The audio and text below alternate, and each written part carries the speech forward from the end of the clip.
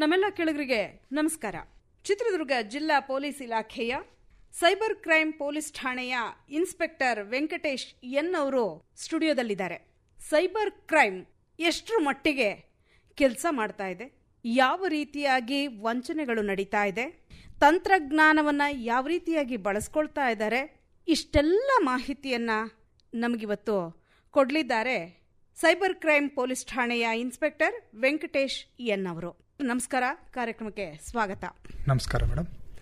Sir, ಈಗ cyber crime police ಠಾಣೆ ಅನ್ನುವಂಥದ್ದೇ ಇರುತ್ತೆ ಅನ್ನುವಂಥದ್ದು ನಮ್ಮೆಲ್ಲ ಕೇಳುಗರಿಗೆ ಗೊತ್ತಿರುತ್ತಾ ಅಥವಾ ನಾವು ಗೊತ್ತು ಮಾಡಬೇಕಾಗಿದೆಯಾ?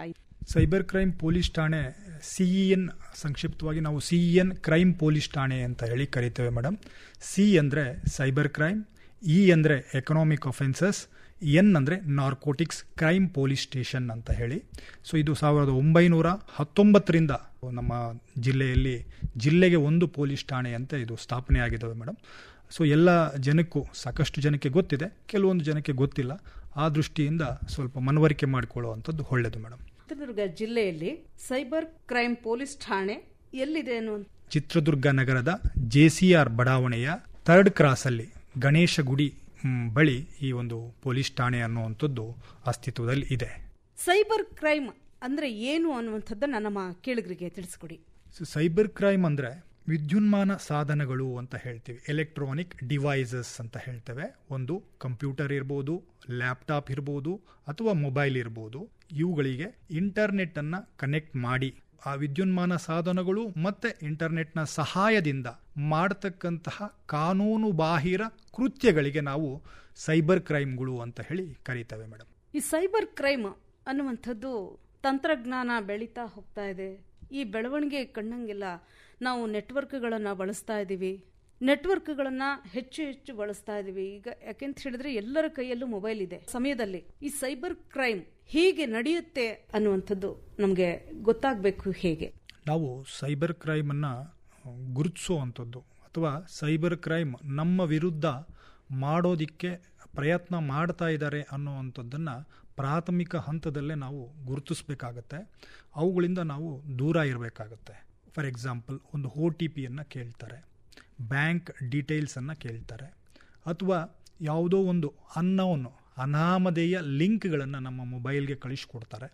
ಸೊ ಕಳಿಸ್ಕೊಟ್ಟಾಗ ಅವುಗಳನ್ನ ಕ್ಲಿಕ್ ಮಾಡೋದ್ರಿಂದ ಏನಾಗುತ್ತೆ ಅಂದರೆ ನಮ್ಮ ಖಾಸಗಿ ಮಾಹಿತಿ, ನಮ್ಮ ಮೊಬೈಲ್ನಲ್ಲಿರ್ತಕ್ಕಂತಹ ಖಾಸಗಿ ಮಾಹಿತಿ ಅವರಿಗೆ ರವಾನೆ ಆಗುವಂತಹ ಚಾನ್ಸಸ್ ಇರುತ್ತೆ. ಅದೇ ರೀತಿ ಕೆಲವೊಂದು ವೈಯಕ್ತಿಕವಾದಂತಹ ಮಾಹಿತಿಯನ್ನು ಕಲೆಕ್ಟ್ ಮಾಡ್ತಾ ಹೋಗ್ತಾರೆ. ಸೊ ಕೆಲವೊಂದು ಆಕರ್ಷಕವಾದಂತಹ ಲಿಂಕ್ಗಳನ್ನು ನಮಗೆ ಕಳಿಸ್ಕೊಡ್ತಾರೆ. ಹೆಣ್ಣು ಮಕ್ಕಳಿಗಾದರೆ ಶಾಪಿಂಗ್ ಮಾಡೋದ್ರ ಬಗ್ಗೆ, ಗಂಡು ಮಕ್ಕಳಿಗೆ ಆದರೆ ಯಾವುದೋ ಒಂದು ಚಲನಚಿತ್ರ ನಾಯಕಿಯ ಬಗ್ಗೆ, ಈ ರೀತಿ ವಯಸ್ಕರಿಗೆ ಇನ್ವೆಸ್ಟ್ಮೆಂಟ್ ಬಗ್ಗೆ, ಅದೇ ರೀತಿ ಸೀನಿಯರ್ ಸಿಟಿಜನ್ಸ್ಗೆ ಆದರೆ ಅವರಿಗೆ ಸಂಬಂಧಪಟ್ಟಂಥ ಆಧ್ಯಾತ್ಮದ ಬಗ್ಗೆ, ಈ ಥರದ ಲಿಂಕ್ಗಳನ್ನು, ಆಕರ್ಷಕವಾದಂತಹ ಲಿಂಕ್ಗಳನ್ನು ಅವರ ವಯೋಮಾನಕ್ಕೆ ತಕ್ಕನ ಹಾಗೆ ಅವರು ನಮಗೆ ಕಳಿಸ್ಕೊಡ್ತಾರೆ.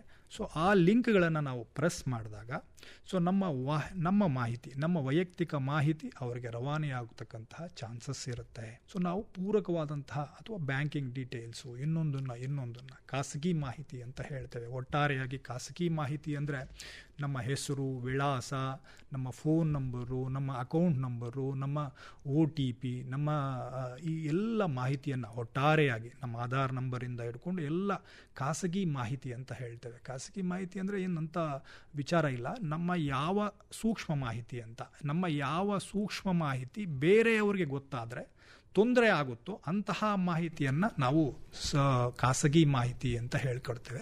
ಸೊ ಅಂತಹ ಖಾಸಗಿ ಮಾಹಿತಿ ಅವ್ರಿಗೆ ಹೋಗುವಂಥ ಸನ್ನಿವೇಶಗಳನ್ನು ನಾವು ಅವಾಯ್ಡ್ ಮಾಡ್ತಾ ಹೋಗಬೇಕು. ಯಾವುದೇ ಒಂದು ಅನಾಮಧೇಯ ಲಿಂಕ್ಗಳು ಬಂದಾಗ ಬಹಳ ಹುಷಾರಾಗಿರಬೇಕು. ಪ್ರಾಥಮಿಕ ಹಂತದಲ್ಲೇ ಅದನ್ನು ಗುರುತಿಸಬೇಕು. ಯಾವುದೇ ಈಗ ಅತಿಹಾಸೆ ಇರತಕ್ಕಂಥದ್ದು ಅಂದರೆ ಅತ್ಯಂತ ಹೆಚ್ಚು ರಾತ್ರೋರಾತ್ರಿ ನೀವು ಶ್ರೀಮಂತರಾಗ್ಬೋದು, ಬೆಳಗ್ಗೆ ಆದ್ರೇ ನಿಮಗೆ ಡಬಲ್ ಅಮೌಂಟನ್ನು ಕೊಡ್ತೀವಿ, ತ್ರಿಬಲ್ ಅಮೌಂಟನ್ನು ಕೊಡ್ತೀವಿ, ಈ ರೀತಿಯಂತಹ ಅತಿ ಆಸೆಯಿಂದ ಕೂಡಿದಂತಹ ಆಶ್ವಾಸನೆಗಳನ್ನು ನಂಬದೇ ಇರುವಂಥದ್ದು ಬಹಳ ಮುಖ್ಯ ಆಗುತ್ತೆ.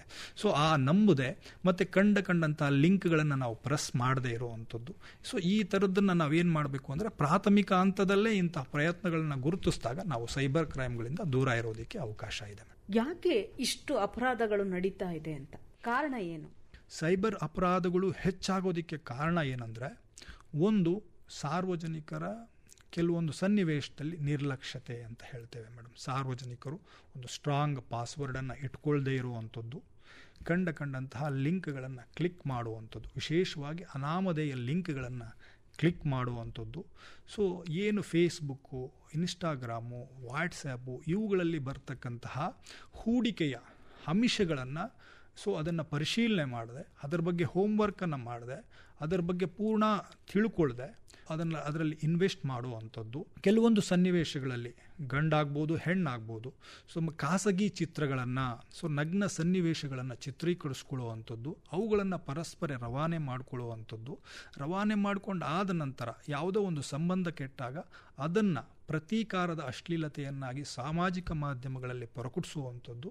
ಈ ರೀತಿಯಾಗಿ ನಮ್ಮ ಒಂದು ನಿರ್ಲಕ್ಷ್ಯತೆ ಮತ್ತು ನಮ್ಮ ಒಂದು ಅತಿಹಾಸೆ, ಈ ಕಾರಣಗಳಿಂದಾಗಿಯೇ ಈ ಒಂದು ಸೈಬರ್ ಕ್ರೈಮ್ಗಳು ಹೆಚ್ಚಾಗ್ತಾ ಇರುವಂಥದ್ದು ಕಂಡುಬರುತ್ತೆ. ಹೌದು. ಹಾಗಾದರೆ ಈಗ ನಮ್ಮ ಮೊಬೈಲನ್ನು ಹೇಗೆ ಕಾಪಾಡಿಕೊಳ್ಬೇಕು? ನಮ್ಮಲ್ಲಿರುವಂಥ ಏನು ಪರ್ಸನಲ್ ಅಂತ ಹೇಳಿದ್ರಿ ನೀವು, ಅವೆಲ್ಲ ಮಾಹಿತಿಗಳನ್ನು ಹೇಗೆ ನಾವು ಕಾಪಾಡಿಕೊಳ್ಬೇಕು? ನಾವು ಸಾರ್ವಜನಿಕರು ಎಲ್ಲಿ ತಮ್ಮ ಖಾಸಗಿ ಮಾಹಿತಿಯನ್ನು ಕಳ್ಕೋತಾರೆ ಅಥವಾ ಖಾಸಗಿ ಮಾಹಿತಿಯನ್ನು ಹಂಚ್ಕೋತಾ ಇರ್ತಾರೆ ಅನ್ನುವಂಥದ್ದು ಬಹಳ ಮುಖ್ಯ ಆಗುತ್ತೆ ಮೇಡಮ್. ಒಂದು, ಸಾಮಾಜಿಕ ಜಾಲತಾಣಗಳಲ್ಲಿ ನಾವು ಹೆಚ್ಚಾಗಿ ತಮ್ಮ ಖಾಸಗಿ ಮಾಹಿತಿಯನ್ನು ಸಾರ್ವಜನಿಕರು ಹಂಚ್ಕೋತಾ ಇರ್ತಾರೆ. ಫಾರ್ ಎಕ್ಸಾಂಪಲ್, ತಾವು ಎಲ್ಲಿ ಹೋಗ್ತೀವಿ, ಎಲ್ಲಿ ಬರ್ತೀವಿ, ತಮ್ಮ ಡೇಟ್ ಆಫ್ ಬರ್ತು, ತಮ್ಮ ಹಳ್ಳಿ ಹೆಸರು ಏನು, ತಮ್ಮ ಪೂರ್ಣವಾದಂಥ ಹೆಸರು, ಎಲ್ಲಿ ಹೋಗ್ತೀವಿ, ಆಫ್ ಟು ಬ್ಯಾಂಗ್ಳೂರ್ ಅಂತ ಹಾಕ್ತಾರೆ, ಆಫ್ ಟು ಗುಲ್ಬರ್ಗ ಅಂತವು, ಗೋಯಿಂಗ್ ಫಾರ್ ಫ್ಯಾಮಿಲಿ ಟ್ರಿಪ್ ಅಂತ ಹೇಳ್ತಾರೆ. ಇದೆಲ್ಲ ನಾವು ಎಲ್ಲಿ ಹೋಗ್ತೀವಿ, ಎಲ್ಲಿ ಬರ್ತೀವಿ, ನಮ್ಮ ಹುಟ್ಟೂರು, ನಮ್ಮ ಹೆಸರು, ನಮ್ಮ ವಿಳಾಸ, ಇದೆಲ್ಲ ನಮ್ಮ ಖಾಸಗಿ ಮಾಹಿತಿ ಆಗಿರುತ್ತದೆ. ಆ ಖಾಸಗಿ ಮಾಹಿತಿಯನ್ನು ನಾವು ಸಾಮಾಜಿಕ ಜಾಲತಾಣಗಳಲ್ಲಿ ಹೆಚ್ಚೆಂದಾಗಿ ಎಕ್ಸ್ಟ್ರಾವರ್ಟ್ ಆಗಿ, ಅಂದರೆ ತುಂಬ ಎಕ್ಸ್ಪ್ರೆಸಿವ್ ಆಗಿ ನಾವು ಶೇರ್ ಮಾಡ್ತಾ ಹೋಗ್ತೇವೆ. ಇದು ಆ ಸೈಬರ್ ಫ್ರಾಡ್ಸ್ಟರ್ಗಳಿಗೆ ಸಿಕ್ಕಿ ವಂಚನೆ ಆಗುವಂಥ ಸನ್ನಿವೇಶ ಇರುತ್ತೆ. ಎರಡನೇದಾಗಿ, ಅನಾಮಧೇಯ ಲಿಂಕ್ಗಳು. ನಮ್ಮಲ್ಲಿ ಬರ್ತಕ್ಕಂಥ ಈಗಾಗಲೇ ಹೇಳಿದಾಗೆ ಅನಾಮಧೇಯ ಲಿಂಕ್ಗಳು ಬರ್ತಾ ಇರುತ್ತೆ. ಆ ಲಿಂಕ್ಗಳನ್ನ ಪ್ರೆಸ್ ಮಾಡೋದ್ರಿಂದ ಸಹ ನಮ್ಮ ಖಾಸಗಿ ಮಾಹಿತಿ ಅವರಿಗೆ ರವಾನೆ ಆಗುತ್ತೆ. ನೆಕ್ಸ್ಟ್, ಎಷ್ಟೋ ಜನ ತಮ್ಮ ವಾಟ್ಸ್ಯಾಪ್ ಆಗ್ಬೋದು, ಫೇಸ್ಬುಕ್ ಆಗ್ಬೋದು, ಇನ್ಸ್ಟಾಗ್ರಾಮ್ ಆಗ್ಬೋದು, ಈ ಖಾತೆಗಳನ್ನು ಪ್ರೊಫೈಲನ್ನು ಓಪನ್ ಆಗಿ ಇಟ್ಟಿರ್ತಾರೆ. ಪ್ರೊಫೈಲ್ಗಳನ್ನು ಪ್ರೈವೇಟ್ ಮಾಡ್ಕೊಳ್ಳೋದಿಲ್ಲ. ಪ್ರೊಫೈಲ್ಗಳನ್ನು ಯಾವಾಗ ಪ್ರೈವೇಟ್ ಮಾಡ್ಕೊಳ್ಳೋದಿಲ್ಲ ಆಗ ಏನಾಗುತ್ತೆ, ನಮ್ಮ ಫ್ರೆಂಡ್ ಅಲ್ಲದೆ ಎಲ್ಲರೂ ನೋಡ್ಬೋದು. ನಾವು ಪ್ರೈವೇಟ್ ಮಾಡ್ಕೊಂಡಾಗ ನಾವು ನಮ್ಮ ಫ್ರೆಂಡ್ಸ್ ಮಾತ್ರ ನಮ್ಮ ಪ್ರೊಫೈಲನ್ನು ನೋಡೋದಕ್ಕೆ ಸಾಧ್ಯ ಆಗುತ್ತೆ. ಈಗ ಬೇರೆಯವರು ಓಪನ್ ಇಟ್ಟಾಗ ಅಥವಾ ಪಬ್ಲಿಕ್ ಇಟ್ಟಾಗ ಏನಾಗುತ್ತೆ, ಎಲ್ಲರೂ ನೋಡೋದಕ್ಕೆ ಅವಕಾಶ ಆಗುತ್ತೆ. ಅದರಲ್ಲಿರ್ತಕ್ಕಂಥ ಖಾಸಗಿ ಮಾಹಿತಿಯನ್ನು, ಫೋಟೋಸನ್ನು, ವಿಡಿಯೋಸನ್ನು ಡೌನ್ಲೋಡ್ ಮಾಡಿಕೊಂಡು ನಮಗೆ ಕಿರುಕುಳ ಕೊಡೋದಕ್ಕೆ ಅವಕಾಶ ಆಗುತ್ತೆ. ಅದೇ ರೀತಿ ಅನಾಮಧೇಯ ಅಪ್ಲಿಕೇಶನ್ಗಳು ಅಂತ ಹೇಳ್ತೀವಿ ಮೇಡಮ್. ಅನಾಮಧೇಯ ಆ್ಯಪ್ಗಳು, ಈಗ ಥರ್ಡ್ ಪಾರ್ಟಿ ಆ್ಯಪ್ಸ್ ಅಂತ ಹೇಳಿ ಕರಿತೇವೆ. ಒಂದು, ನಾವು ಯಾವುದೇ ಆ್ಯಪ್ಗಳನ್ನು ನಾವು ಡೌನ್ಲೋಡ್ ಮಾಡಿದಾಗ ಒಂದು ಪ್ಲೇಸ್ಟೋರಿಂದ ಡೌನ್ಲೋಡ್ ಮಾಡಬೇಕು, ಇಲ್ಲ ಅಂದರೆ ಆ್ಯಪಲ್ ಸ್ಟೋರಿಂದ ಡೌನ್ಲೋಡ್ ಮಾಡಬೇಕು. ಅದರ ಹೊರತಾಗಿ ಕಂಡಂತಹ ಲಿಂಕ್ಗಳ ಮುಖಾಂತರ, APK ಫೈಲ್ಗಳ ಮುಖಾಂತರ ಬರ್ತಕ್ಕಂಥ ಅಪ್ಲಿಕೇಶನ್ಸನ್ನು ನಾವು ಡೌನ್ಲೋಡ್ ಮಾಡಿದ್ದೆ ಆದರೆ ನಮ್ಮ ಖಾಸಗಿ ಮಾಹಿತಿಗೆ ಯಾವುದೇ ಭರವಸೆ ಇರೋದಿಲ್ಲ, ರಕ್ಷಣೆಯ ಭರವಸೆ ಇರೋದಿಲ್ಲ. ಅವೆಲ್ಲ ಫ್ರಾಡ್ಸ್ಟರ್ಗಳಿಗೆ ಹಂಚಿಕೆ ಆಗ್ತಕ್ಕಂಥ ಸನ್ನಿವೇಶಗಳು ಇರುತ್ತೆ. ಹಾಗಾಗಿ ಯಾವುದೇ ಅನಾಮಧೇಯ ಅಪ್ಲಿಕೇಶನ್ಗಳನ್ನ ನಾವು ಆಕ್ಸೆಸ್ಸನ್ನು ಕೊಡಬಾರ್ದು ಅಂತ ಹೇಳುವಂಥದ್ದು. ನೆಕ್ಸ್ಟ್, ಥರ್ಡ್ ಪಾರ್ಟಿ ಅಪ್ಲಿಕೇಶನ್ಸ್ ಯಾವತ್ತೂ ಬಳಸದೇ ಇರುವಂಥದ್ದು ಒಳ್ಳೆಯದು. ಅದೇ ರೀತಿ ಈ ವೈವಾಹಿಕ ಜಾಲತಾಣಗಳು ಅಂತ ಹೇಳ್ತೇವೆ, ಮ್ಯಾಟ್ರಿಮೋನಿಯಲ್ ಸೈಟ್ಸ್ ಅಂತ ಹೇಳ್ತೇವೆ. ಮ್ಯಾಟ್ರಿಮೋನಿಯಲ್ ಸೈಟ್ಸನ್ನು ಬಹಳ ಎಚ್ಚರಿಕೆಯಿಂದ ನಾವು ಬಳಸಬೇಕಾಗುತ್ತೆ ಮೇಡಮ್. ಯಾಕಂದರೆ ನಮ್ಮ ಎಲ್ಲ ಮಾಹಿತಿಯನ್ನು ಅಲ್ಲಿ ಹಂಚ್ಕೋತೀವಿ. ನಮ್ಮ ತಂದೆ ತಾಯಿಗಳು, ನಮ್ಮ ಸಿಬ್ಲಿಂಗ್ಸ್ ಯಾರು, ಅಥವಾ ನಮ್ಮ ಆಸ್ತಿಯ ವಿವರಗಳು, ನಮ್ಮ ಕಾಂಟ್ಯಾಕ್ಟ್ ಡೀಟೇಲ್ಸು ಎಲ್ಲವನ್ನೂ ಹಂಚ್ಕೊಂಡಿರ್ತೀವಿ. ಅಲ್ಲೂ ಅಷ್ಟೇ ಬಹಳ ನಂಬಿಕಸ್ಥವಾದಂತಹ, ಬಹಳಷ್ಟು ಪರಿಶೀಲನೆ ಮಾಡಿ ಎಷ್ಟು ಮಾಹಿತಿ ಬೇಕೋ ಅಷ್ಟು ಮಾಹಿತಿಯನ್ನು ಮಾತ್ರ ನಾವು ವೈವಾಹಿಕ ಜಾಲತಾಣಗಳಲ್ಲಿ ಹಂಚಿಕೊಳ್ಳುವಂಥದ್ದು ಬಹಳ ಇಂಪಾರ್ಟೆಂಟ್. ಇನ್ನೂ ಒಂದು ಇತ್ತೀಚೆಗೆ ಟ್ರೆಂಡ್ ಅಂದರೆ ಮೇಡಮ್, ನೀವು ಯಾವುದೇ ಶಾಪಿಂಗ್ ಮಾಲ್ಗೆ ಹೋಗಿ, ಅಲ್ಲಿ ಏನು ಮಾಡ್ತಾರೆ, ನಿಮ್ಮ ಫೋನ್ ನಂಬರ್ ಕೊಡಿ, ನಿಮ್ಮ ಹೆಸರು ಕೊಡಿ, ನಿಮ್ಮದು ವಿಳಾಸ ಕೊಡಿ, ಯಾಕಂದರೆ ನಿಮಗೆ ರಿವಾರ್ಡ್ಸ್ ಬರ್ತವೆ, ಇನ್ನೊಂದು ಬರ್ತವೆ ಅಂತ ಹೇಳಿ ಪ್ರಚೋದನೆ ಕೊಟ್ಟು ಆ ಡೀಟೇಲ್ಸ್ ಎಲ್ಲ ತಗೋತಾ ಇರ್ತಾರೆ.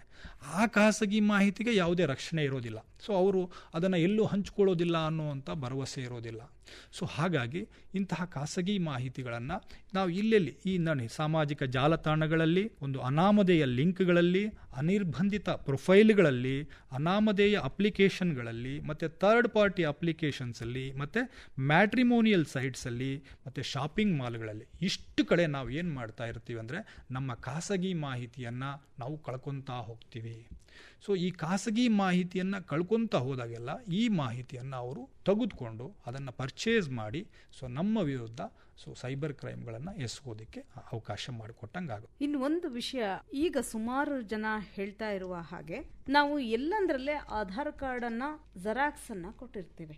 ಇದರಿಂದ ನಮ್ಮ ಮಾಹಿತಿ ಎಲ್ಲ ಹೋಗ್ತಾ ಇದೆ. ಯಾಕೆಂದ್ರೆ ಅದಕ್ಕೆ ಆಧಾರ್ ಕಾರ್ಡ್ಗೆ ನಮ್ಮ ಬ್ಯಾಂಕ್ ಡೀಟೇಲ್ಸು ಅಲ್ಲಿ ಆಡ್ ಆಗಿರುತ್ತೆ, ನಮ್ಮ ಪರ್ಸನಲ್ ಎಲ್ಲಾ ಡೀಟೇಲ್ಸು ಅಲ್ಲಿ ಆಡ್ ಆಗಿರುತ್ತೆ, ನಮ್ಮ ಫ್ಯಾಮಿಲಿ ಮೆಂಬರ್ಸ್ ಯಾರು ಅಂತಾನೂ ಅಲ್ಲಿ ಗೊತ್ತಾಗತ್ತೆ. ಈ ತರ ಎಲ್ಲದಕ್ಕೂ ಆಧಾರ್ ಕಾರ್ಡ್ ತಗೊಳ್ಳೋದ್ರಿಂದ ಏನಾದ್ರೂ ತೊಂದರೆ ಇದೆಯೇ? ಆಧಾರ್ ಕಾರ್ಡ್ ಅಂತಕ್ಕಂಥದ್ದು ಅಫಿಷಿಯಲಿ ವೆರಿಫೈಯಬಲ್ ಡಾಕ್ಯುಮೆಂಟ್ ಅಂತ ಹೇಳ್ತೀವಿ ಮೇಡಮ್, OVD ಅಂತ ಹೇಳ್ತೀವಿ. OVDಯಲ್ಲಿ ಅದು ಒಂದು. ಸೊ ಈಗ ನೀವು ಎಲ್ಲೋ ಒಂದು ಕಡೆ ಹೋಗಿ ತಮ್ಮ ಆಧಾರ್ ಕಾರ್ಡನ್ನು ಕೊಟ್ಟರೆ, ಬ್ಯಾಂಕಲ್ಲಿ ಆಗ್ಬೋದು ಅಥವಾ RTO ಕಚೇರಿಯಲ್ಲಿ ಆಗ್ಬೋದು, ಸೊ ಇಂಥ ಕಡೆ ತಾವು ಕೊಟ್ಟರೆ ಸೊ ಆಧಾರ್ ನಂಬರ್ ಅಷ್ಟೇ ತಗೋತಾರೆ ಅವರು. ಆಧಾರ್ ನಂಬರನ್ನು ಎಂಟ್ರಿ ಮಾಡ್ತಾರೆ. ಎಂಟ್ರಿ ಮಾಡಿ ತಮ್ಮ 10 ಬೆರಳುಗಳಲ್ಲಿ ಒಂದು ಬೆರಳನ್ನು OTP ಯನ್ನಾಗಿ, ಸೊ ಅದನ್ನು 10 ಬೆರಳಲ್ಲಿ ಒಂದನ್ನು ತಂಬನ್ನು ಕೊಟ್ಟರೆ ಅದು ಏನಾಗುತ್ತೆ, ಅವರು ಅದೇ ವ್ಯಕ್ತಿ ಆ ಆಧಾರ್ ಕಾರ್ಡನ್ನು ಬಳಸ್ತಾ ಇದ್ರೆ ಮಾತ್ರ ಅವ್ರಿಗೆ ಅಲೋ ಮಾಡುತ್ತೆ, ಅದರ್ವೈಸ್ ಅಲೋ ಮಾಡೋದಿಲ್ಲ. ಹಾಗಾಗಿ ಆಧಾರ್ ಕಾರ್ಡ್ ಎಲ್ಲಂದ್ರಲ್ಲೇ ಬಳಸುವಂಥದ್ದು ತೊಂದರೆದಾಯಕ ಅಲ್ಲ. ಆದರೂ ಶೇರ್ ಮಾಡದೇ ಇರುವಂಥದ್ದು, ಅಧಿಕೃತವಾಗಿರುವಂತಹ ಸರ್ಕಾರಿ ಸಂಸ್ಥೆಗಳಲ್ಲಿ ಶೇರ್ ಮಾಡುವಂಥದ್ದು ಸರ್ವತಾ ಒಳ್ಳೆಯದು. ಅದನ್ನು ಬಿಟ್ಟು ಅನಧಿಕೃತ ವ್ಯಕ್ತಿಗಳಿಗೆ ನಮ್ಮ ಯಾವುದೇ ಮಾಹಿತಿಯನ್ನು ಕೊಡುವಂಥದ್ದು ಅಷ್ಟು ಸೂಕ್ತ ಅಲ್ಲ. ಇವತ್ತು ನಾನು ಒಂದು ಫೋನ್ ನಂಬರ್ ಬೇಕು ಅಂತ ಹೇಳಿ ಸಿಮ್ ಕಾರ್ಡ್ ತಗೊಳ್ಬೇಕು ಅಂತ ಹೋದಾಗ್ಲೂ ನಾನು ಒಂದು ಆಧಾರ್ ಕಾರ್ಡ್ ಅನ್ನ ಪ್ರೂಫ್ ಅನ್ನ ಕೊಡಬೇಕು ಅವರಿಗೆ. ಹೌದು. ಆವಾಗ ತೊಂದರೆಗಳು ಉಂಟಾಗಲ್ವೇ ಅನ್ನುವಂಥದ್ದು ಒಂದು ಪ್ರಶ್ನೆ. ಯಾರಿಗೆ ನಮ್ಮ ಖಾಸಗಿ ಮಾಹಿತಿಯನ್ನ ಯಾರೊಂದಿಗೆ ನಾವು ಹಂಚ್ಕೋತಾ ಇದ್ದೀವಿ ಅನ್ನುವಂಥದ್ದೇ ಬಹಳ ಮುಖ್ಯವಾದಂತಹ ವಿಚಾರ ಆಗುತ್ತೆ. ಸೊ ಅಪ್ರೋಪ್ರಿಯೇಟ್ ಅಥಾರಿಟೀಸ್ ಅಂತ ಹೇಳ್ತೇವೆ ಅಥವಾ ಗೌರ್ಮೆಂಟ್ ಅಥಾರಿಟೀಸ್ ಅಂತ ಹೇಳ್ತೇವೆ. ಈ ಗೌರ್ಮೆಂಟ್ ಅಥಾರಿಟೀಸ್ ಜೊತೆ ಸೊ ಖಾಸಗಿ ಮಾಹಿತಿಯನ್ನು ಹಂಚಿಕೊಳ್ಳುವಂಥದ್ದು ಅದಕ್ಕೆ ಸರಿಯಾದಂತಹ ಭದ್ರತೆ ಇರುತ್ತೆ. ಸೊ ಸೈಬರ್ ಸೆಕ್ಯೂರಿಟಿ ಅನ್ನುವಂಥದ್ದು ಅಲ್ಲಿ ಅಳವಡಿಸಿಕೊಂಡಿರ್ತಾರೆ. ಸಾಕಷ್ಟು ರೂಲ್ಸು ರೆಗ್ಯುಲೇಷನ್ಸು ಅನ್ನುವಂಥದ್ದು ಅಲ್ಲಿ ತಮ್ಮ ಖಾಸಗಿ ಮಾಹಿತಿಯನ್ನು ಹಂಚಿಕೊಳ್ಳೋದನ್ನು ತಡೆಯೋದಕ್ಕೆ ಸಾಕಷ್ಟು ರೂಲ್ಸ್ ಅಂಡ್ ರೆಗ್ಯುಲೇಷನ್ಸು ಅಲ್ಲಿ ಇದೆ. ಸೊ ಅದರಲ್ಲಿ ಯಾವುದೂ ತೊಂದರೆ ಇಲ್ಲ. ಆದರೆ ಅನಧಿಕೃತ ಅಪ್ಲಿಕೇಶನ್ಗಳಲ್ಲಿ, ಅನಧಿಕೃತ ಆ್ಯಪ್ಸ್ ಅಲ್ಲಿ, ಸೊ ಥರ್ಡ್ ಪಾರ್ಟಿ ಅಪ್ಲಿಕೇಶನ್ಸ್ ಅಲ್ಲಿ ನಾವು ನಮ್ಮ ಖಾಸಗಿ ಮಾಹಿತಿಯನ್ನು ಹಂಚಿಕೊಳ್ಳೋದು ಯಾವಾಗಲೂ ಡೇಂಜರ್ ಆಗಿರುತ್ತೆ. ನಾವು ಯಾವುದೋ ಒಂದು ಲಿಂಕ್ ಅನ್ನ ಓದ್ತಿರ್ತೀವಿ, ಯೂಟ್ಯೂಬೋ ಅಥವಾ ಇನ್ಯಾವುದೋ, ನಾವು ಕ್ಲಿಕ್ ಮಾಡಿದಾಗ ಅಲ್ಲಿ ಮಧ್ಯದಲ್ಲಿ ಒಂದು ಆಡ್ ಬರ್ತಾ ಇರುತ್ತೆ. ಆ ಆಡ್ ಅನ್ನ ನಾವು ಸ್ಕಿಪ್ ಕೊಡೋದಕ್ಕೆ ಹೋದಾಗ ಅದು ಕೂಡ ಓಪನ್ ಆಗತ್ತೆ. ಅಪರಾಧ ನಡೆಯುವಂತ ಸಂದರ್ಭಗಳು ಇರುತ್ತಾ?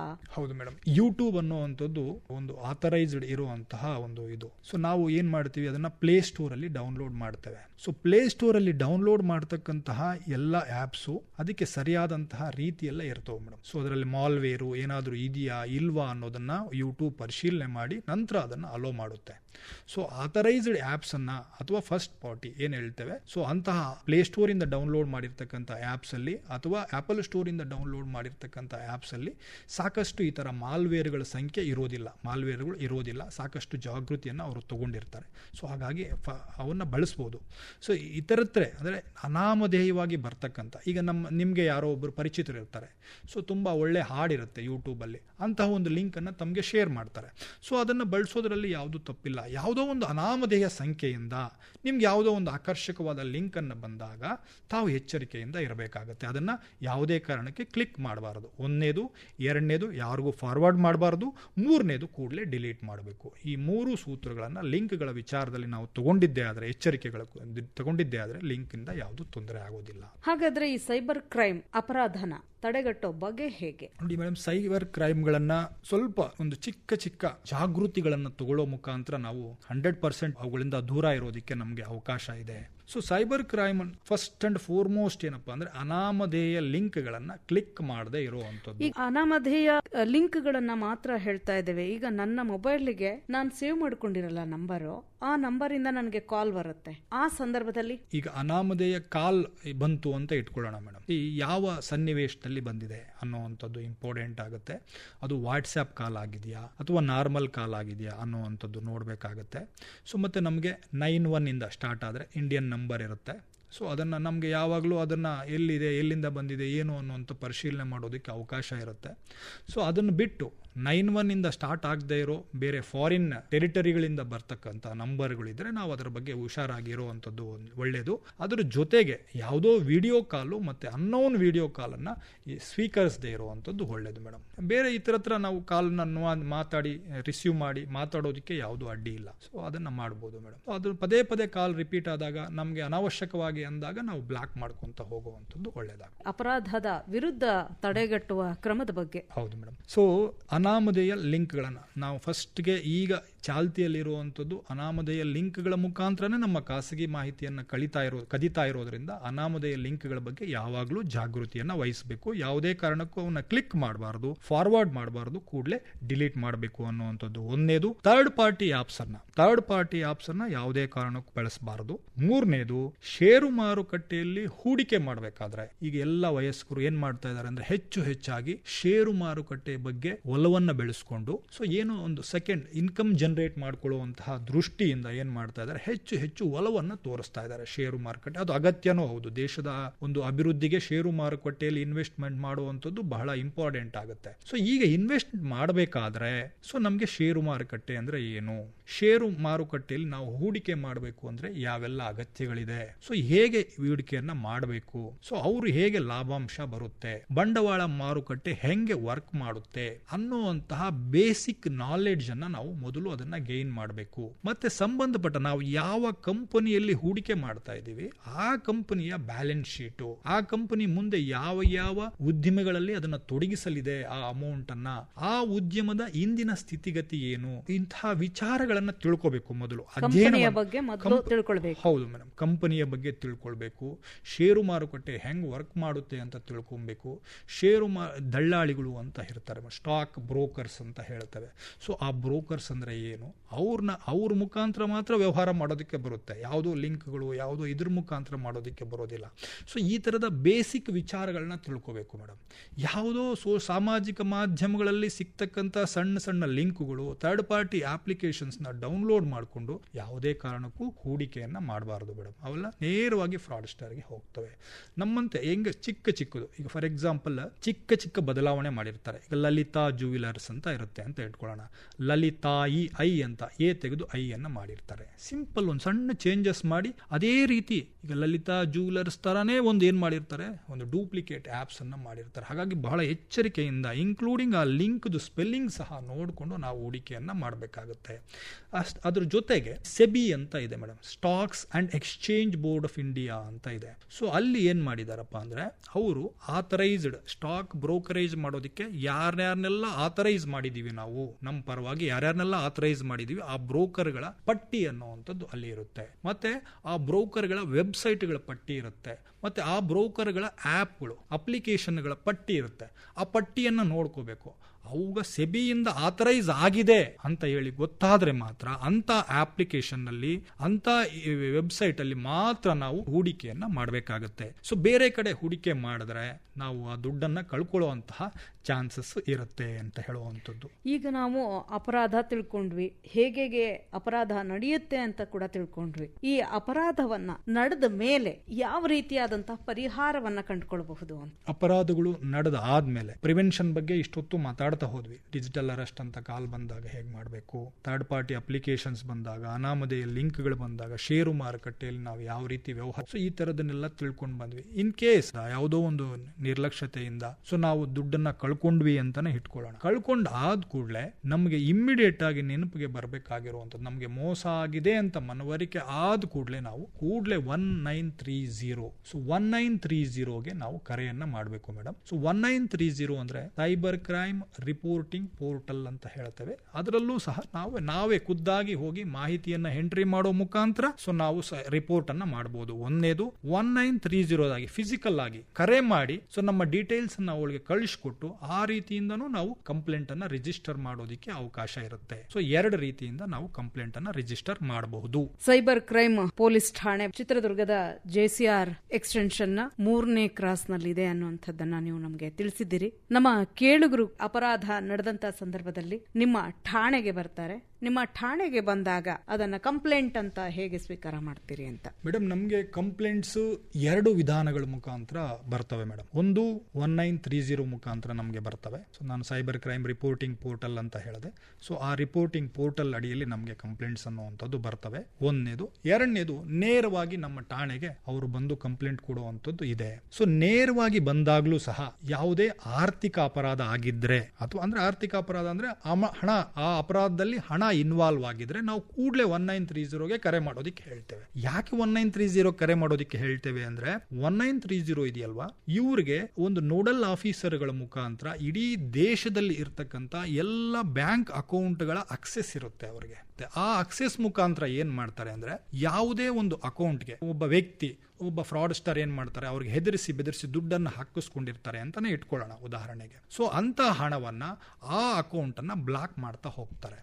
ನಂತರ ಆ ಅಕೌಂಟ್ ಇಂದ ಆ ಅಮೌಂಟ್ ಎಲ್ಲೆಲ್ಲಿ ಹೋಗಿದೆ, ಎಷ್ಟು ಅಕೌಂಟ್ಗಳಿಗಾದ್ರೂ ಹೋಗಿರ್ಲಿ, ಎಷ್ಟೇ ಲೇಯರ್ಗಳಿಗಾದ್ರೂ ಹೋಗಿರ್ಲಿ, ಅಷ್ಟೂ ಲೇಯರ್ಗಳ ಅಕೌಂಟ್ಗಳನ್ನ ಫ್ರೀಸ್ ಮಾಡ್ತಾರೆ. ಸೊ ಅದನ್ನ ಡೆಬಿಟ್ ಫ್ರೀಸ್ ಅಂತ ಹೇಳ್ತೇವೆ, ಲೀನ್ ಫ್ರೀಸ್ ಅಂತ 2 ತರ ಫ್ರೀಸ್ಗಳಿದೆ. ಆ ಫ್ರೀಸ್ ಅನ್ನ ಮಾಡ್ತಾರೆ. ಅಂದ್ರೆ ಆ ಅಮೌಂಟ್ ಹೊರಗಡೆ ಹೋಗೋದಿಲ್ಲ, ಆ ಅಕೌಂಟ್ ಇಂದ ಹೊರಗಡೆ ಹೋಗೋದಿಲ್ಲ, ಹೋಗದೆ ಇರೋ ತರ ಅದನ್ನ ಫ್ರೀಸ್ ಮಾಡ್ತಾರೆ. ಸೊ ಹಾಗಾಗಿ ನಾವು 1930ಗೆ ಇಮ್ಮಿಡಿಯೇಟ್ ಆಗಿ ಫೋನ್ ಮಾಡಿದ್ದೇ ಆದ್ರೆ, ಫ್ರಾಡ್ ಆದ ತಕ್ಷಣ ಫೋನ್ ಮಾಡಿದ್ದೇ ಆದ್ರೆ ಸಾಕಷ್ಟು ಅಮೌಂಟ್ ಅನ್ನ ಹಿಂದಿರುಗಿಸೋದಕ್ಕೆ ಅವಕಾಶ ಆಗುತ್ತೆ. ನಿಧಾನ ಆಗ್ತಾ ಹೋಗ್ತಂಗೆಲ್ಲ ರಿಕವರಿ ರೇಟ್ ಅಥವಾ ಏನು ಅವ್ರನ್ನ ದುಡ್ಡನ್ನ ವಾಪಸ್ ಕೊಡಿಸುವಂತಹ ಚಾನ್ಸಸ್ ಇರುತ್ತೆ, ಅವು ಕಡಿಮೆ ಆಗ್ತಾ ಹೋಗುತ್ತೆ. ಸೊ ಹಾಗಾಗಿ 1930ಗೆ ಕಂಪ್ಲೇಂಟ್ ಕೊಡಿ ಅಂತ ಹೇಳ್ತೇವೆ ಇಮಿಡಿಯೇಟ್ ಆಗಿ. ಆ ಮುಖಾಂತರನೂ ನಮಗೆ ಕಂಪ್ಲೇಂಟ್ ಆನ್ಲೈನ್ ಅಲ್ಲಿ ಕಂಪ್ಲೇಂಟ್ ರೈಸ್ ಆಗುತ್ತೆ, ಸ್ಟೇಷನ್ಗೆ ಬರುತ್ತೆ. ಒಂದನೇದು, ಪಬ್ಲಿಕ್ ನೇರವಾಗಿ ಬಂದಾಗಲೂ ನಾವು ಕಂಪ್ಲೇಂಟ್ ಅನ್ನ ತಗೋತೇವೆ. ಎರಡನೇದು, ಇಲ್ಲಿ ಎಲ್ಲ ಸೈಬರ್ ಕ್ರೈಮ್ ಪೊಲೀಸ್ ಸ್ಟೇಷನ್ ಅಲ್ಲಿ ಎಲ್ಲ ಸಾದಾ ಉಡುಪಿನಲ್ಲಿ ಇರ್ತಾರೆ ಪೊಲೀಸರು. ಸೊ ಬಹಳ ಪಬ್ಲಿಕ್ ಜನಸ್ನೇಹಿಯಾಗಿ ಅಲ್ಲಿ ವರ್ತಿಸುವಂತ ವಾತಾವರಣ ಇರುತ್ತೆ. ನೀಟಾಗಿ ಬಂದ ಕೂಡಲೇ ತಾಂತ್ರಿಕ ಸಹಾಯವನ್ನು ಕೊಡ್ತೇವೆ, ಕೌನ್ಸೆಲಿಂಗ್ ಅನ್ನ ಮಾಡ್ತೇವೆ, ಯಾವ ರೀತಿ ಆಗಿದೆ, ಯಾರಿಂದ ಆಗಿದೆ ಅನ್ನುವಂಥ ಅಂದಾಜನ್ನ ಮಾಡಿಕೊಂಡು ಆ ರೀತಿಯಲ್ಲಿ ಅವರ 1930ಗೆ ಕಾಲ್ ಮಾಡಿಸುವಂಥದ್ದು ಮಾಡ್ತೇವೆ, ನೇರವಾಗಿ ಕಂಪ್ಲೇಂಟ್ ತಗೊಳ್ಳುವಂಥದ್ದು ಮಾಡ್ತೇವೆ. ಈ ರೀತಿ ಅವ್ರನ್ನ ಮುಖಾಂತರ ನಾವು ಅದನ್ನ ಕಂಪ್ಲೇಂಟ್ ತಗೊಂಡು ಮುಂದಿನ ಕ್ರಮ FIR ಅನ್ನ ದಾಖಲಿಸಿ ಮುಂದಿನ ಕ್ರಮವನ್ನು ಜರುಗಿಸ್ತೇವೆ ಮೇಡಮ್. ಒಟ್ಟಿನಲ್ಲಿ ನಮ್ಮ ಕೇಳುಗರು 1930 ನಂಬರ್ ಅನ್ನ ನೆನ್ಪಿಟ್ಕೊಳ್ಬೇಕು. 1930 ಈ ನಂಬರ್ ಟೋಲ್ ಫ್ರೀ ನಂಬರ್ ಇದು.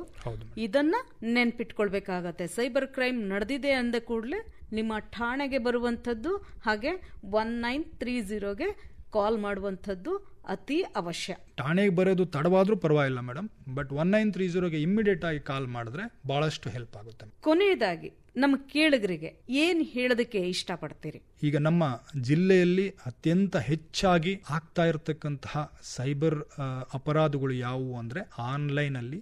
ಸೊ ನಾವು ಏನು ಹೂಡಿಕೆ ಮಾಡ್ತೀವಲ್ವಾ, ಟ್ರೇಡಿಂಗ್ ವಿಚಾರದಲ್ಲಿ ಬಹಳಷ್ಟು ಅಪರಾಧಗಳು ವರದಿ ಆಗ್ತಾ ಇದೆ. ದಯವಿಟ್ಟು ತಾವು ಯಾವುದೇ ಹೂಡಿಕೆಯನ್ನ ಮಾಡಬೇಕು ಅಂದ್ರೆ ಮೊದಲು ಸೆಬಿಯ ಒಂದು ವೆಬ್ಸೈಟ್ ಅನ್ನ ಗಮನಿಸಿ, ಅದರಲ್ಲಿ ತಾವು ಹೂಡಿಕೆ ಮಾಡ್ತಾ ಇರತಕ್ಕಂತ ಆಪ್ ಆಗ್ಬಹುದು, ತಾವು ಹೂಡಿಕೆ ಮಾಡ್ತಾ ಇರತಕ್ಕಂತ ವೆಬ್ಸೈಟ್, ಸ್ಟಾಕ್ ಬ್ರೋಕರ್ ವೆಬ್ಸೈಟ್ ಆಗಿರ್ಬೋದು, ಅದು ಆಥರೈಸ್ ಆಗಿದೆಯಾ ಇಲ್ವಾ ಅನ್ನುವಂಥದ್ದು ತಾವು ಒಮ್ಮೆ ಗಮನವಿಟ್ಟು ಪರಿಶೀಲನೆ ಮಾಡ್ಕೋಬೇಕು. ಮತ್ತೆ ಅದರ ಬಗ್ಗೆ ಬೇಸಿಕ್ಸ್ ಅನ್ನ ತಿಳ್ಕೊಂಡು ಮಾತ್ರ ಹೂಡಿಕೆ ಮಾಡುವಂಥದ್ದು ಬಹಳ ಮುಖ್ಯ ಆಗುತ್ತೆ. ಸೊ ಅದರ ಜೊತೆಗೆ ಕೆಲವೊಂದು ಈಗ ಡಿಜಿಟಲ್ ಅರೆಸ್ಟ್ ಅಂತಕ್ಕಂಥ ಒಂದು ಕಾನ್ಸೆಪ್ಟ್ ಸಹ ಇದೆ. ಸೊ ಡಿಜಿಟಲ್ ಅರೆಸ್ಟ್ ಅಂದ್ರೆ ಒಂದು ಫೋನ್ ಮಾಡ್ತಾರೆ, ಸೊ ನಿಮ್ಮ ಆಧಾರ್ ಕಾರ್ಡ್ ಮಿಸ್ಯೂಸ್ ಆಗಿದೆ, ನಿಮ್ಮ ಬ್ಯಾಂಕ್ ಅಕೌಂಟ್ ಮಿಸ್ಯೂಸ್ ಆಗಿದೆ, ಅಥವಾ ನಿಮ್ಮ ಹೆಸರಿಗೆ ಡ್ರಗ್ಸ್ ಪಾರ್ಸಲ್ ಬಂದಿದೆ ಇತ್ಯಾದಿ ಆಗಿ ಹೇಳ್ಕೊಂಡು ಏನ್ ಮಾಡ್ತಾರೆ, ಕಾಲ್ ಮಾಡ್ತಾರೆ. ಸೊ ಕಾಲ್ ಮಾಡಿದಾಗ ಅವರು ಹೆದರ್ಕೊಳ್ಳದೆ, ಅನಾವಶ್ಯಕವಾಗಿ ಹೆದರ್ಕೊಳ್ಳದೆ, ತಮ್ಮಿಂದ ಅಪರಾಧ ಆಗಿಲ್ಲ, ತಮ್ಮ ದಾಖಲೆಗಳು ಏನೋ ಮಿಸ್ಯೂಸ್ ಆಗಿದೆ ಅಂತ ಹೇಳ್ತಾ ಇದ್ದಾರೆ. ಯಾರು ಮಿಸ್ಯೂಸ್ ಆಗಿರುತ್ತೋ ಅವರಿಗೆ ಶಿಕ್ಷೆ ಆಗುವಂತ ಸನ್ನಿವೇಶ ಇರುತ್ತೆ ಹೊರತು, ಸೊ ಇಲ್ಲಿ ಯಾರು ಅದನ್ನ ಯಾವ ವ್ಯಕ್ತಿದು ಮಿಸ್ಯೂಸ್ ಆಗಿದೆ ಆ ವ್ಯಕ್ತಿ ವಿರುದ್ಧ ಕ್ರಮ ಜರುಗಿಸುವಂತ ಸನ್ನಿವೇಶ ಇಲ್ಲಿ ಉದ್ಭವ ಆಗೋದಿಲ್ಲ. ಸೊ ಹಾಗಾಗಿ ಅನಾವಶ್ಯಕವಾಗಿ ಹೆದರ್ಕೊಳ್ಳುವಂಥದ್ದು ಇನ್ನೊಂದನ್ನ ಬೇಡ. ಸೊ ನೀಗ್ರವಾಗಿ ಪೊಲೀಸರನ್ನ ಸಂಪರ್ಕಿಸುವಂಥದ್ದು ಸೊ ಬಹಳ ಬಹಳ ಇಲ್ಲಿ ಇಂಪಾರ್ಟೆಂಟ್ ಆಗುತ್ತೆ. 1930ಗೆ ಕಲೆ ಮಾಡುವಂಥದ್ದು ಬಹಳ ಇಂಪಾರ್ಟೆಂಟ್ ಆಗುತ್ತೆ. ಅದೇ ಹೆಸರಲ್ಲಿ ಜಾಬ್ನ ಹೆಸರಲ್ಲೂ ಸಹ ಅನೇಕ ಇದೆ. ಸೊ ಜಾಬ್ ಅಂದ್ರೆ ಸೊ ಜಾಬ್ ಅನ್ನ ನಮ್ಗೆ ಕೊಡಬೇಕು ಅಂದ್ರೆ ಒಂದು ಬೇಸಿಕ್ ಮಾನದಂಡ ಇರುತ್ತೆ. ಅವನ ಜಾಬ್ ಅಂದ್ರೆ ಅವ್ರಿಗೆ ಬೇಕಾಗಿರುವಂತದ್ದು ಅರ್ಹತೆ ಬೇಕಿರುತ್ತೆ, ವಿದ್ಯಾಭ್ಯಾಸ, ವಿದ್ಯಾರ್ಹತೆ, ಅವನು ಹೇಗೆ ಜನರ ಜೊತೆ ವರ್ತಿಸ್ತಾನೆ ಅನ್ನೋ ಆಧಾರದ ಮೇಲೆ ನಮ್ಗೆ ಜಾಬ್ ಅನ್ನೇ ಕೊಡ್ತಾರೆ ಹೊರತು ಅವ್ರಿಗೆ ನಾವು ಕೊಡುವಂತಹ ಪ್ರೊಸೆಸಿಂಗ್ ಫೀ, ರಿಜಿಸ್ಟ್ರೇಷನ್ ಫೀ ಇವೆಲ್ಲ ಅವರಿಗೆ ಅಗತ್ಯ ಇರೋದಿಲ್ಲ. ಅವೆಲ್ಲ ಕೇಳ್ತಾ ಇದ್ದಾರೆ ಅಂದ್ರೆ ಪ್ರೊಸೆಸಿಂಗ್ ಫೀ, ರಿಜಿಸ್ಟ್ರೇಷನ್ ಫೀ, ಇನ್ನೊಂದು ಆ ತರದ್ದು ಏನಾದ್ರೂ ಫೀಸಸ್ ಅನ್ನ ಕೇಳ್ತಾ ಇದ್ದಾರೆ ಅಂದ್ರೆ ಅದರ ಹಿಂದೆ ಮೋಸದ ಮಾಡುವಂತಹ ಉದ್ದೇಶಗಳಿರುತ್ತೆ ಅನ್ನುವಂಥದ್ದು ಬಹಳ ಇಂಪಾರ್ಟೆಂಟ್ ಆಗ್ತದೆ. ಸೊ ಇಂತಹ ಸೂಕ್ಷ್ಮ ವಿಚಾರಗಳನ್ನು ನಾವು ಗಮನದಲ್ಲಿ ಇಟ್ಕೊಂಡಿದ್ದೆ ಆದರೆ ಬಹಳಷ್ಟು ನಮಗೆ ಈ ಸೈಬರ್ ಫೋನನ್ನು ಬಳಸಬೇಕಾದ್ರೆ, ಅಂತರ್ಜಾಲವನ್ನು ಬಳಸಬೇಕಾದ್ರೆ ಸೇಫ್ ಬ್ರೌಸಿಂಗ್ ಟಿಪ್ಸ್ ಅಂತ ಹೇಳ್ತೇವೆ. ಆ ಟಿಪ್ಸನ್ನು ನಾವು ಬಳಸ್ತಾ ಹೋಗಿದ್ದೆ ಆದರೆ ನಾವು ಸೈಬರ್ ಕ್ರೈಮ್ಗಳಿಂದ ಖಂಡಿತವಾಗಿ ನಾವು ದೂರ ಇರ್ಬೋದು, ಮತ್ತು ನಾವು ನೆಮ್ಮದಿಯ ಜೀವನವನ್ನು ಕಂಡುಕೋಬಹುದು. ಇಷ್ಟೊತ್ತವರೆಗೂ ಸೈಬರ್ ಕ್ರೈಮ್